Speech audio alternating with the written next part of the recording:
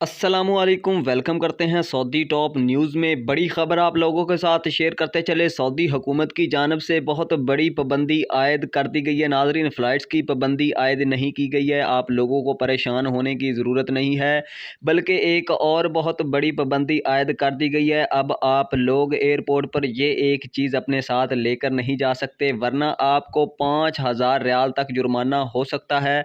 मुकम्मल तफसीलात आप लोगों के साथ शेयर करने जा रहे हैं इसी शॉर्ट सी वीडियो को शुरू से आखिर तक लाजमी तौर पर देख लीजिएगा। चैनल को सब्सक्राइब कर लीजिएगा, बेल आइकन को भी लाजमी तौर पर दबा लीजिएगा। और सपोर्ट के लिए अभी तक वीडियो को लाइक नहीं किया तो वीडियो को अभी इसी वक्त लाइक कर दें, ताकि हमारी हौसला अफजाई होती रहे और हम इसी तरह आप लोगों तक जल्दी जल्दी खबरें लाते रहें। तो नाज़रीन, आप को बताते चले, सऊदी हुकूमत की जानब से ऐसे तमाम मुसाफिर जो अपने साथ पान, सिगरेट, निस्वार वगैरह लेकर जाते हैं एयरपोर्ट पर, ऐसे तमाम मुसाफिरों पर पाबंदी आयद कर दी गई है कि आपने सऊदी अरब के किसी भी एयरपोर्ट पर पान, सिगरेट या आपने सुपारी लेकर नहीं जानी, वरना आपको 5000 रियाल तक जुर्माना हो सकता है।